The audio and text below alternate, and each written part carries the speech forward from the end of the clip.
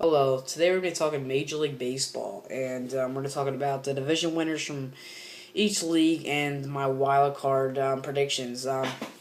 For me, I have the Texas Rangers finishing with the best record, as I already have 87 wins, and I see them winning the AL West, by 2 or 3 games over the Athletics, but I still see the Athletics finishing with a top wild card spot.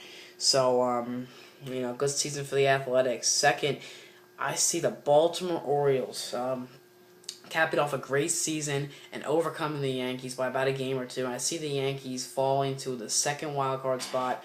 So, who would have thought that either the Athletics or the Orioles, wouldn't even be in a playoff run at all.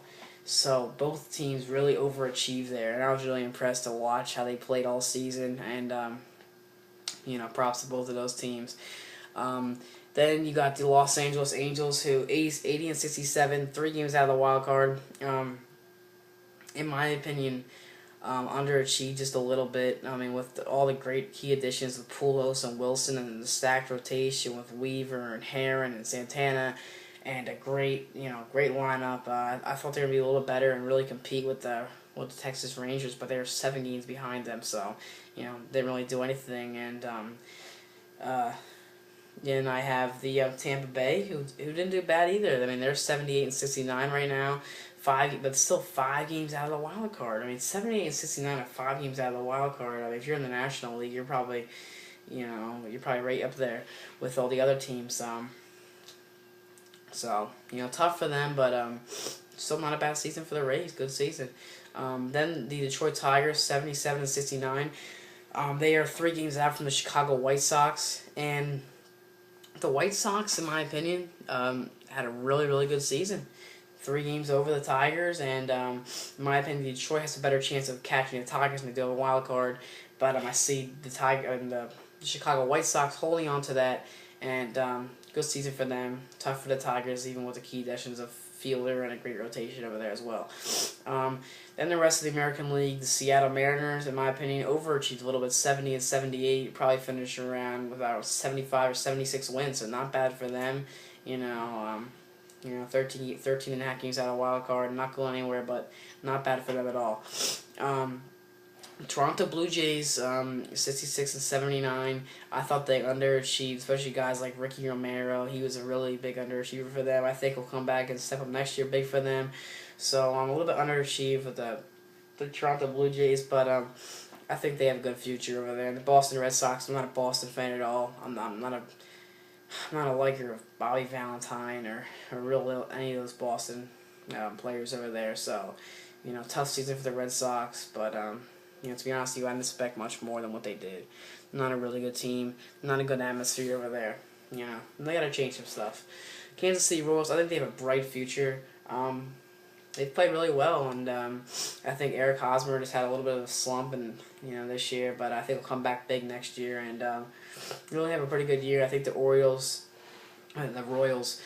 finished right up there, third, second, maybe even competing with the Tigers and the White Sox. We don't know.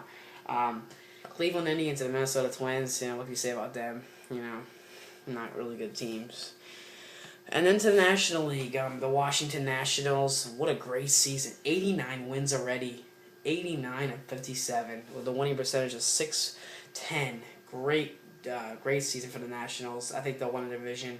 And then National League East. Cincinnati, in the Central, 88 wins. I think they stay there.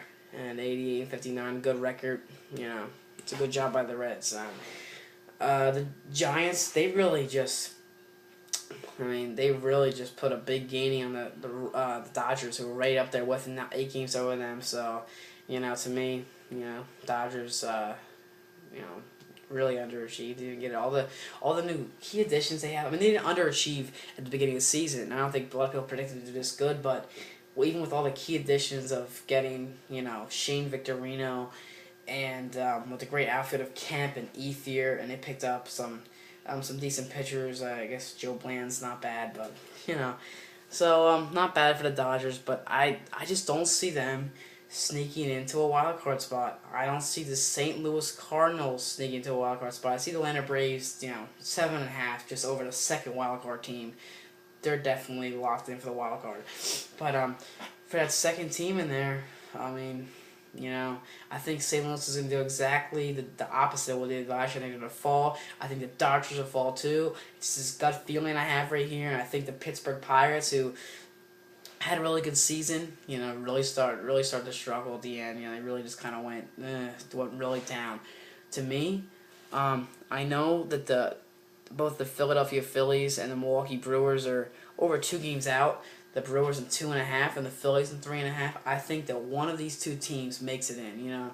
I mean, with the terrible start for the Phillies and all these injuries. Holiday got hurt. Cliff got hurt for a couple games, and Utley and Howard not being there for the first quarter of the season. And look at them now. I mean, they still got a 5,500 winning percentage, and 74-74. I'm a Phillies fan. I think I have some faith in them, and I think that they might just pull it off. You never know. And I think the Milwaukee Brewers played really well too.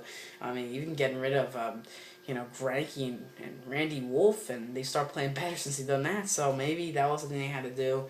I think that the Pittsburgh Pirates have a bright future though. Arizona Cardinals 4.5 back. To me, it just doesn't seem like they're really gonna make it. 4.5 out. I don't see them making it 72-74.